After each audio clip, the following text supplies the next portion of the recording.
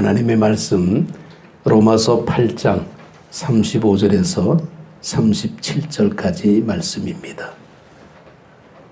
로마서 8장 35절에서 37절까지 우리 이 말씀을 같이 함께 읽겠습니다. 누가 우리를 그리스도의 사랑에서 끊으리요? 환난이나 곤고나 박해나 기근이나 적신이나 위험이나 칼이랴. 기록된 바 우리가 종일 주를 위하여 죽임을 당하게 되며 도살당할 양같이 여김을 받았나이다 함과 같으니라. 그러나 이 모든 일에 우리를 사랑하시는 이로 말미암아 우리가 넉넉히 이기느니라. 아멘. 아멘. 예, 할렐루야. 예, 고맙습니다. 운동장에서 가장 듣고 싶은 말은 뭐냐면 화이팅입니다. 화이팅. 그 화이팅을 위해서 앞에 응원단들이 나오죠.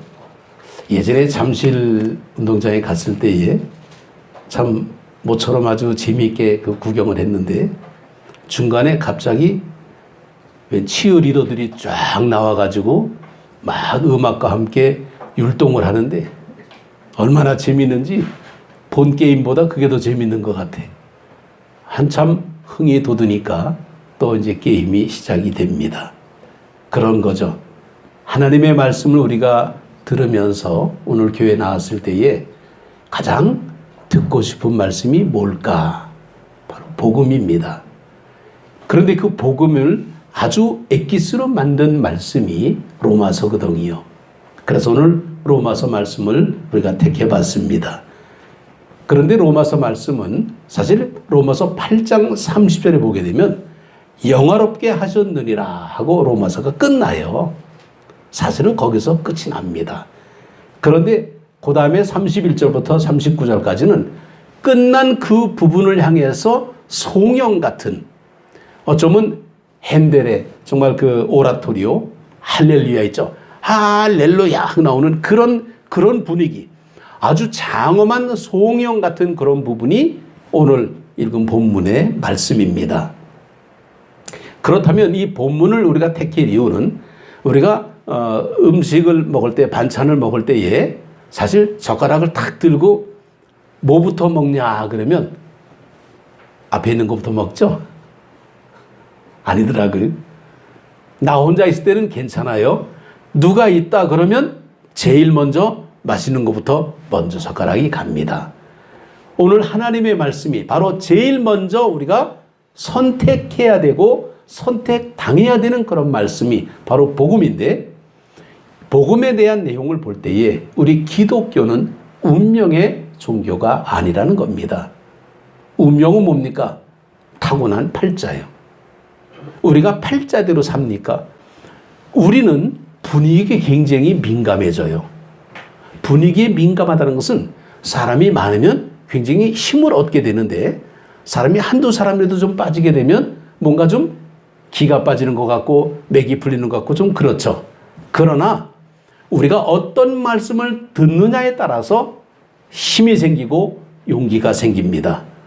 우리가 오늘 듣고 보는 이 복음의 모습은 세상을 바꾸는 힘이 있습니다. 복음을 받아들이는 개인이나 가정들은 사실 저주로부터 자유함을 얻는다라고 하나님의 말씀은 역설. 우주 만물을 창조하신 하나님, 온 세상을 지배하시고 운행하시는 그 하나님이 정말 오늘 우리와 함께 하시다는 그런 주권의식을 가지고 있을 때에 우리는 딱 선택되는 말씀이 로마서 8장 28절의 말씀입니다. 우리가 알거니와 하나님을 사랑하는 자 곧 그의 뜻대로 부르심을 입은 자들에게는 모든 것이 합력하여 선을 이루느니라. 할렐루야.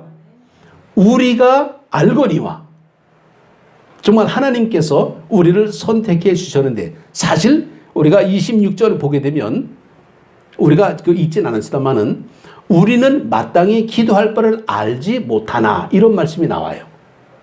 그런데 그 다음 28절에 보니까 우리가 알거니와 이러고 나오거든요.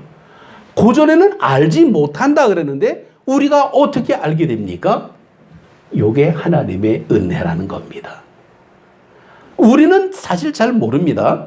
내 속에 어떤 일이 벌어진지 우리는 모르지만은 정말 하나님께서 우리 안에 역사하실 때에 우리 속에 부름받은 우리들의 마음 속에 하나님의 임재하심을 통해서 우리 속에 있는 나도 모르는 하나님의 역사를 깨닫게 되는 모습이 나온다는 겁니다. 정말 우리는 똑같이 한치 앞을 바라보지 못하고 살고 있습니다. 먼 나라 얘기지만은 미국의 그 마이애미에 그 고층 아파트가 무너졌잖아요. 아침에도 제가 뉴스를 잠깐 보는데 참 안타까운 소식이 이렇게 막 나오더라고요. 정말 밤에 잠을 자다가 아니 세상에 아파트는 무너지는 게 아파트입니까? 아니죠. 안 무너지고 안전한 게 아파트입니다. 만약에 무너진다 그랬으면 불안해서 잠도 못 자요. 벌써 도망갔지. 근데 잠든 시간에 무너져 버리고 말았습니다. 누가 죽었는지도 몰라요. 소식도 모릅니다. 행방불명 상태입니다. 누구나 똑같은 그런 일이 벌어지는 것이 세상 사람이나 믿는 사람이나 똑같습니다.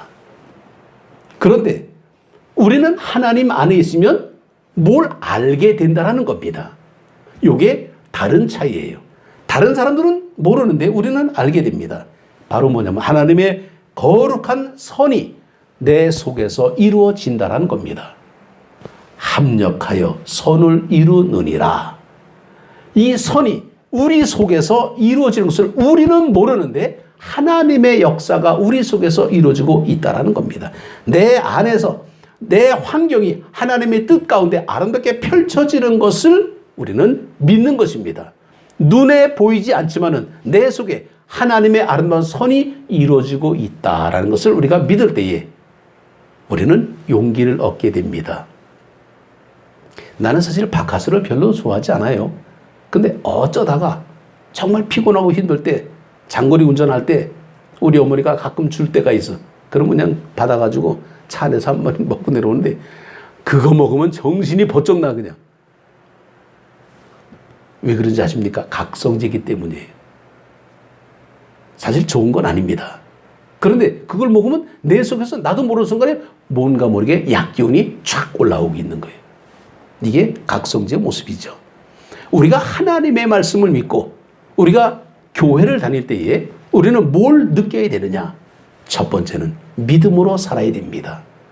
교회를 들어오면서 믿음으로 사는 모습으로 들어와야지 우울해가지고 아유 불편하고 아유 이거 교회를 어떻게 가야 되나 그렇게 오게 되면 우리는 아무런 영향을 받지 못합니다. 또 우리는 교회 안에 들어와서는 하나님의 말씀을 들으면서 우리는 행복하고 기뻐해야 됩니다. 마스크를 꼈기 때문에 사실 표정을 잘 보기는 어렵지만은 그러나 중요한 것은 눈빛입니다. 얼굴은 마스크를 가려줘도 눈빛을 보게 되면요 어느 정도 느낌이 나오게 됩니다. 요즘 참 옛날 같지가 않아요. 사람이 어떤 상태라를 파악하기가 굉장히 어려운 시대인데 이제는 오직 볼 수 있는 것은 눈빛밖에 없어. 그러니까 눈빛만 보는 거예요. 눈이 철렁철렁하고 눈이 빛이 나고 아 그러면 뭔가 하나님의 말씀을 삼하고 있구나라는 것을 보게 됩니다. 또 우리는 예배가 끝날 때에 우리가 교회 문을 나설 때는 기쁨 가운데 승리하며 나가는 그런 마음을 가져야 됩니다. 아 오늘도 하루 한 건 했다. 하나님 앞에 출구도장 찍었다. 이게 아니라는 겁니다. 하나님의 영적인 하나님의 은혜 속에서 승리의 삶을 살아야 되는데 예전에 그런 얘기가 있죠. 한 번 해병은 영원한 해병이다. 그렇다면 한 번 죄인은 영원한 죄인입니까? 그거는 아니라는 겁니다. 우리는 운명적인 어떤 그런 정죄, 아 당신은 뭐 믿음도 별로 없으면서 당신은 성경도 잘 모르면서 당신 뭐 기도해 얼마나 해? 이런 얘기를 들으면 주눅이 들어버립니다. 그러면 내 믿음이 굉장히 초라해지게 되고 별 볼 일 없는 것 같이 느껴질 때 있습니다. 그러나 그것은 아무것도 아닙니다. 주님이 우리 안에 내재하심으로 말미암아 성령님께서 합력해서 선을 이루는 역사를 우리는 모르고 있는데 내 속에서 이루어지고 있다라는 거예요. 정말 그 임산부들이 아이를 임신했을 때에 처음에는 잘 모른다 그러죠. 뭐 병원 다니면서 뭐 사진 찍고 뭐 요즘은 뭐 초음파 사진도 있던데. 그런데 어느 정도 개월 수가 지나가게 되면 몸속에서 아이가 태동하는 것이 느껴지게 되고 나중에는 뭐 발기질 한다 그러고 뭐 별 얘기를 다 해. 몸에 느껴지고 있는데 그것이 세월이 지나가면서 느껴지게 됩니다. 우리 속에는 근데 볼 수가 없어 우리는. 내 속에 하나님께서 역사하시는 선의 모습을 우리는 볼 수가 없다고. 선이 아닙니까? 하나님이 합력해서 선을 이룬다라는 약속의 말씀을 믿음으로 고백하면 그 선이 내 속에서 이루어지고 있습니다. 오늘 사도 바울은 사실 우리에게 5가지 질문을 합니다. 5가지 질문을 하는데 로마서 8장 31절을 보게 되면 첫 번째 질문, 그런즉 이 일에 대하여 우리가 무슨 말하리요?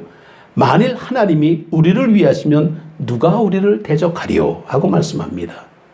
근데 이 말씀 보게 되면요, 본인이 질문하고 본인이 대답하고 있어.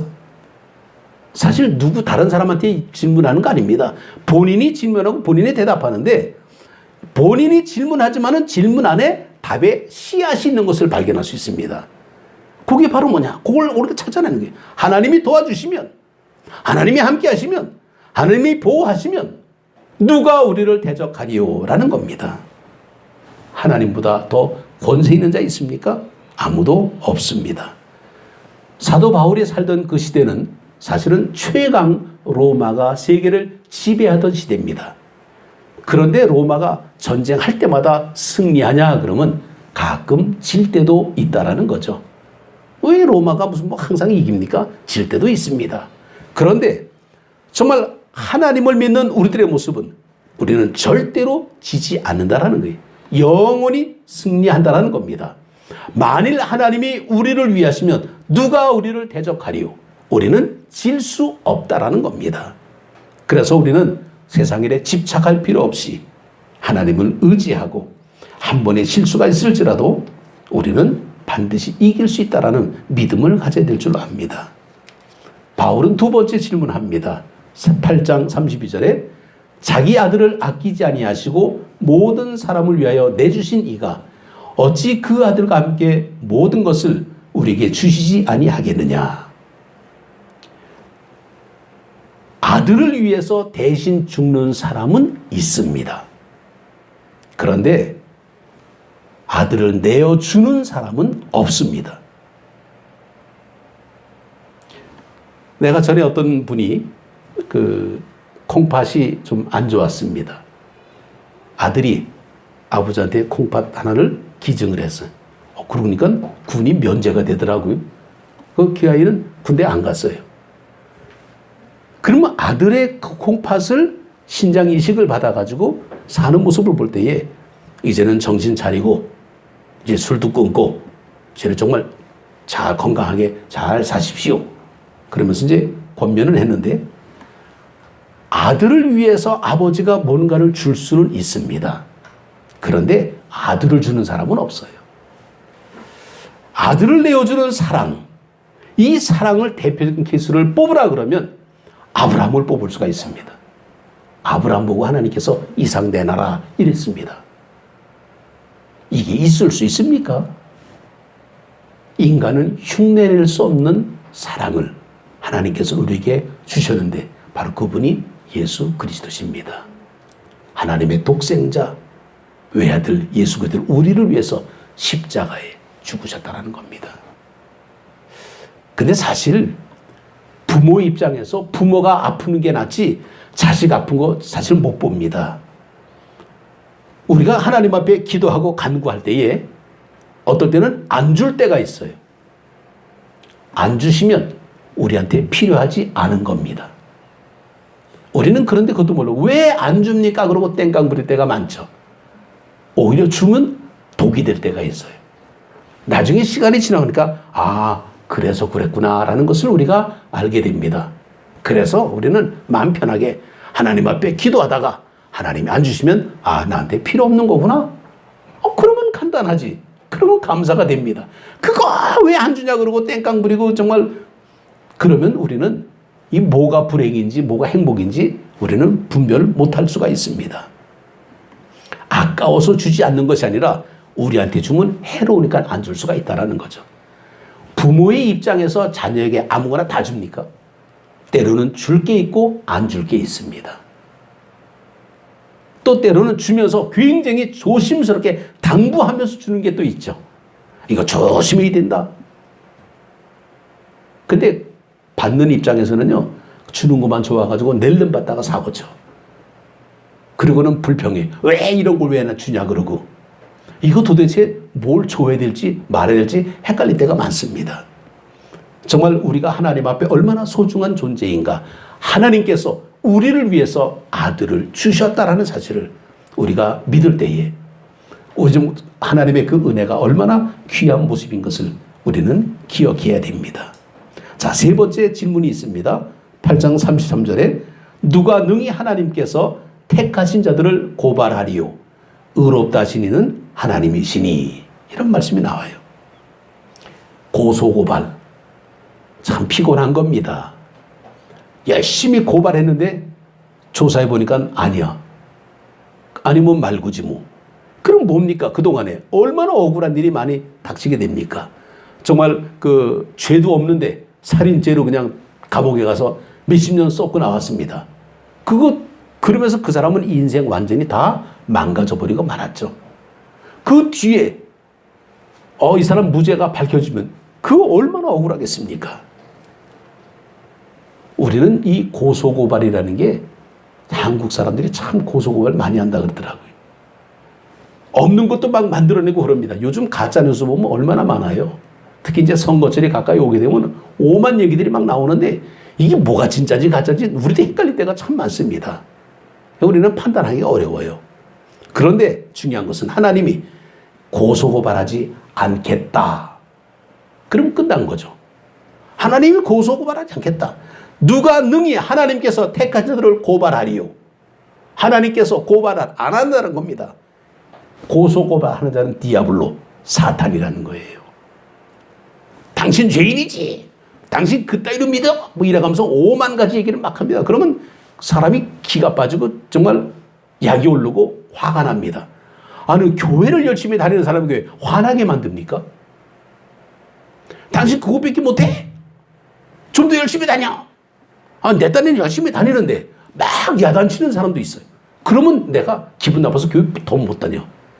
교회 다니는 건 기쁘고 즐겁고 행복해야 되는데 뭔가 북돋아 주고 위로해주고 사랑해줘야 되는데 욕먹으면서 누가 교회 다닙니까? 뭔가 잘못해도 잘못됐죠. 고소고발하는 자는 디아블로입니다. 사탄이라는 거죠. 하나님이 우리를 선택해 주셨습니다. 소중한 내 아들이라고 우리를 품어주셨어요. 정죄함이 없다라는 겁니다. 이 정죄라는 것은 뭐냐? 죄가 있다라는 거예요. 죄 형량을 나타내는 겁니다. 이 사람은 몇 년 징역, 이게 정죄입니다. 근데 이 정죄가 없다라는 거예요. 어떻게 보게 되면 주님께서 이 땅에 오셔가지고 피값으로 우리를 보석금으로 대신 우리를 풀어주신 거나 마찬가지입니다. 누가 고발하리요? 죄가 사망의 능력을, 심판의 능력을 잃어버리고 맙니다. 우리는 주님의 은혜 속에서 주님께서 모든 것을 막아주시고 대신 우리의 짐을 져주시고 우리를 친히 감싸주십니다. 너는 내 것이라. 그때부터는 우리는 악한 사단의 세력에서 주님의 나라로 옮겨지게 됩니다. 그러면 그때부터는 안전지대예요. 세프트 존. 그럼 우리는 평안하게 살 수가 있습니다. 예수님이 찾아오셔서 우리를 그렇게 해주신다는 겁니다. 자, 네 번째 질문이 나옵니다. 로마서 8장 34절에 누가 정죄하리요? 죽으실 뿐 아니라 다시 살아나신 이는 그리스도 예수시니 그는 하나님 우편에 계신 자요 우리를 위하여 간구하시는 자신이라고 말씀합니다. 누가 정죄하리요? 죄 없다라고 선언하는 겁니다. 이제 어떻게 보면 무죄 선언한 거하고 마찬가지죠. 그러니까 죄가 없기 때문에 우리는 뭡니까? 정죄함이 없습니다. 그래서 로마서 8장 1절 2절을 보게 되면 그리스도 예수 안에 있는 생명의 성령의 법이 죄와 사망의 법에서 너를 해방하였습니다 하고 말씀합니다. 이제는 죄가 있어도 죄가 아닙니다. 생명의 법이 우리를 모든 것을 다 덮어버렸어요. 그렇기 때문에 우리는 이 근거를 찾을 때에 우리는 33절에서 34절까지를 보게 되면 근거가 납니다. 예수님께서 우리를 위해 대신 죽으셨기 때문에 우리에게 죄를 찾을 수가 없다라는 거예요. 갚았습니다, 예수님이. 또 두 번째는 그냥 갚은 것뿐만 아니라 예수님께서는 살아나셨기 때문에 그분이 부활이 되셨으니까 이제 우리에게 생명이 되셨다라는 사실이니까 우리는 그냥 저절로 생명이 된 겁니다. 더 나아가서 하나님의 우편 보좌에게서 우리를 위해서 중보로 기도하시기 때문에 마귀 고발은 효과가 없다라는 거예요. 아무리 고소고발 해봐야 주님께서 우리를 위해서 중보하며 기도하며 우리를 지켜주고 계시니까 우리는 마귀 고발은 소용이 없습니다. 믿음의 사람은요, 좀 담담하게 살아야 됩니다. 그냥 겸손하되 당대하게. 정말 우리는 의롭다 받은 사람, 이걸 우리는 좀 칭의라 그러는데 의롭다 받은 이것이 바로 구원의 모습입니다. 그렇다면 우리는 의로워졌으면 우리는 죄로 돌아가는 것을 거부하는 훈련을 해야 되는 거예요. 훈련하지 않으면 다시 죄로 들어가게 돼 있어요. 그러니까 우리는 하나님 앞에 우리가 돌아옴으로 말미암아 이제 온전히 구원을 이뤄야 되는데 히브리서 7장 25절에 그러므로 자기를 힘입어 하나님께 나아가는 자들을 온전히 구원하실 수 있으니 이는 그가 항상 살아계셔서 그들을 위하여 간구하심이라.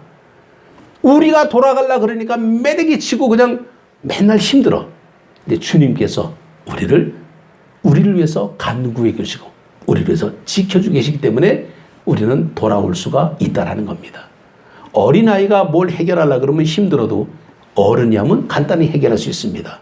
주님께서 우리를 위해서 기도해 주시기 때문에 우리는 주님께서 살아나셨기 때문에 온전한 모습으로 구원에 이르기까지 우리는 흔들릴 필요가 없습니다. 나는 흔들려도 내 뒤에 계신 주님은 흔들리지 않습니다. 우리는 주님만 의지하면 됩니다. 값 주고 사셨다 할 때에 얼마를 줬을까요? 값으로 매길 수 없을 만큼 귀하게 우리를 사셨다라는 겁니다. 우리는 돈으로 계산이 안 돼. 그래서 천하보다 귀한 영혼이라고 말씀하는데 이 다섯 번째 질문이 나옵니다. 로마서 8장 35절에 보면 누가 우리를 그리스도의 사랑에서 끊으리요?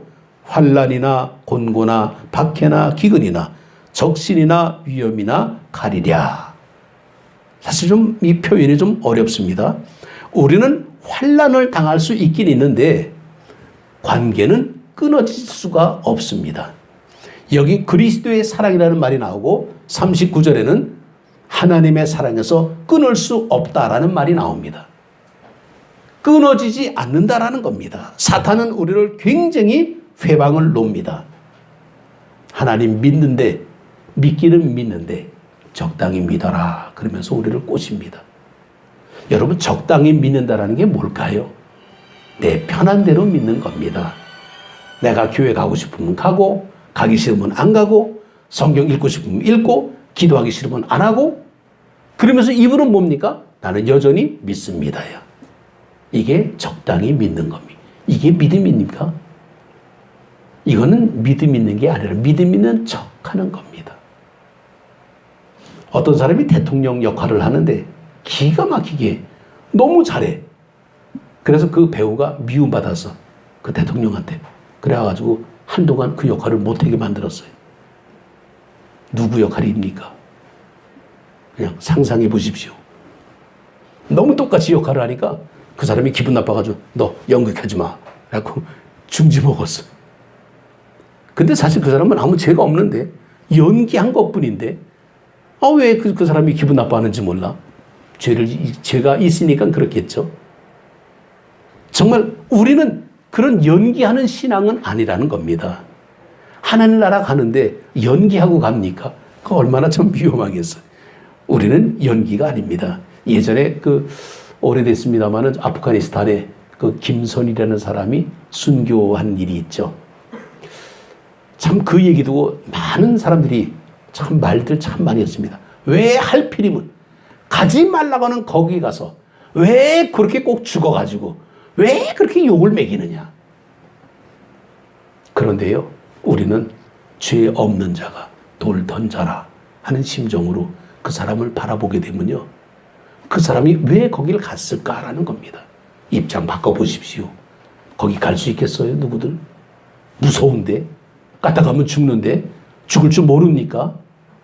그런데 하나님의 사랑이 너무나 강권적으로 그를 감싸고 있으니까 가지 않을 수가 없었다라는 겁니다. 오뚜기가 있죠, 오뚜기. 그 오뚜기 기업도 있던데, 오뚜기를 아무리 발로 차봐요, 그냥 또 일었습니다. 왜 일었을까요, 오뚜기는?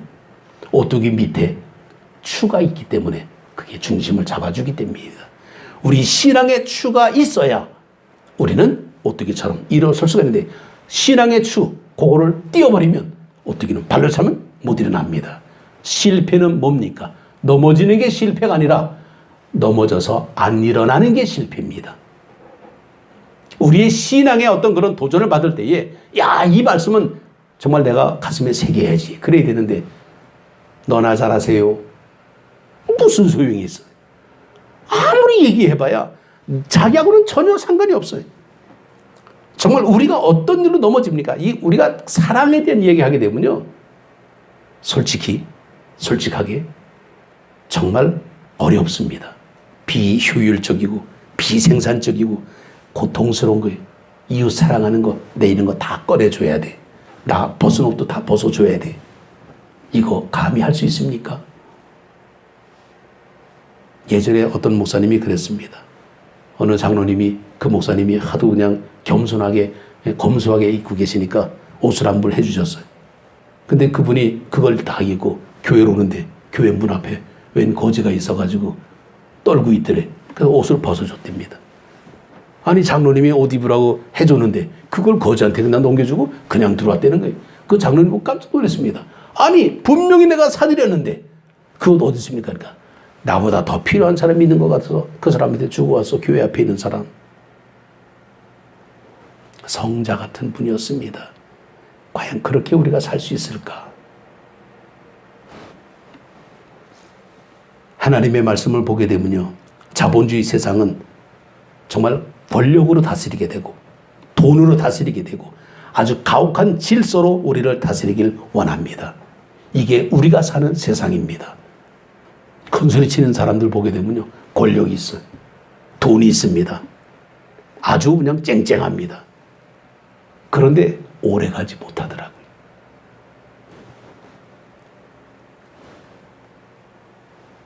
로마서 8장 37절을 보게 되면 마지막 선언이 나옵니다. 그러나 이 모든 일에 우리를 사랑하신 이로 말미암아 우리가 넉넉히 이기느니라 하는 말씀이 나옵니다.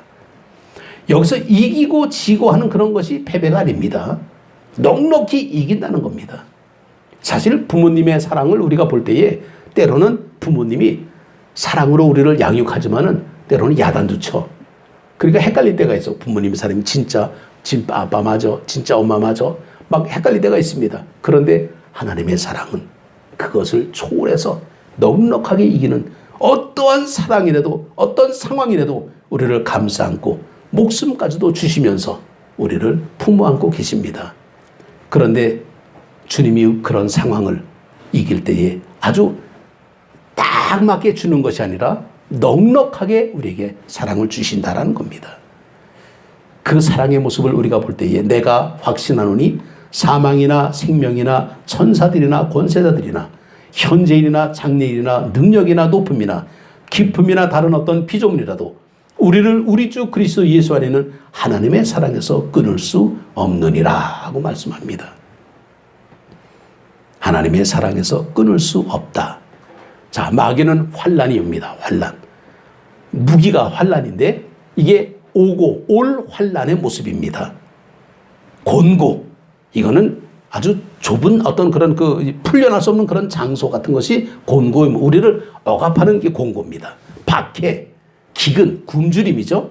적신, 헐벗는 겁니다. 위험, 위협하는 거죠. 칼, 목에 칼이 들어올 때가 있습니다. 이런 거로 마귀가 우리를 위협하는데 주님의 사랑은 그것을 다 극복할 수 있도록 하나님께서 우리를 지켜주십니다.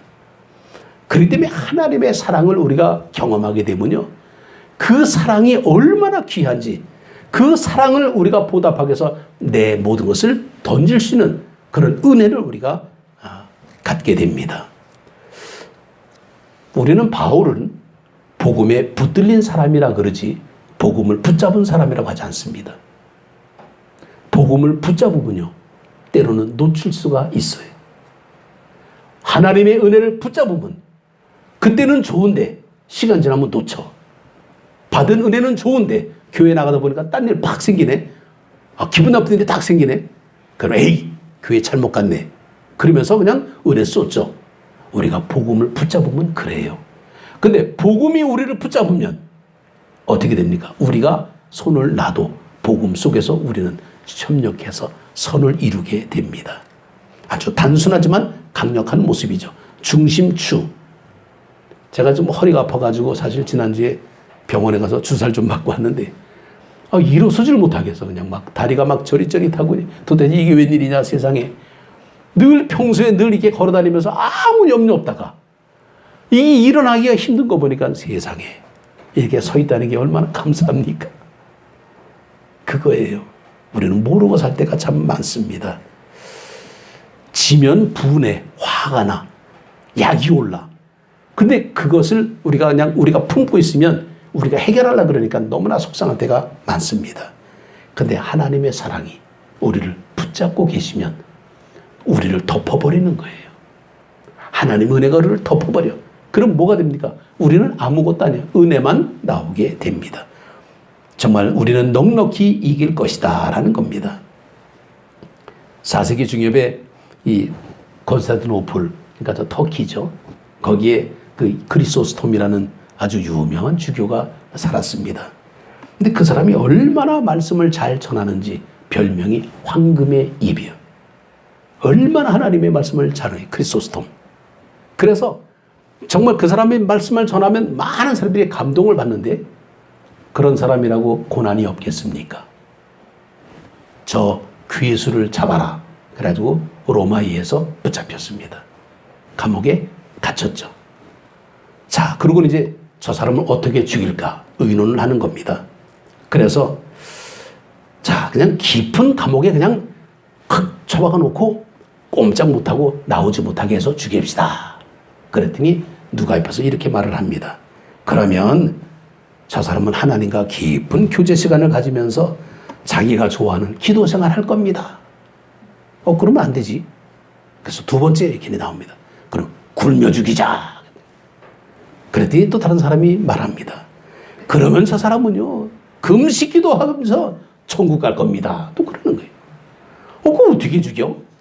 그 약이 올라가지고 옆에서, 그냥 심하게 매질해서 죽입시다. 그랬더니 매를 맞으면 예수의 이름으로 매를 맞는다고 더 기뻐합니다.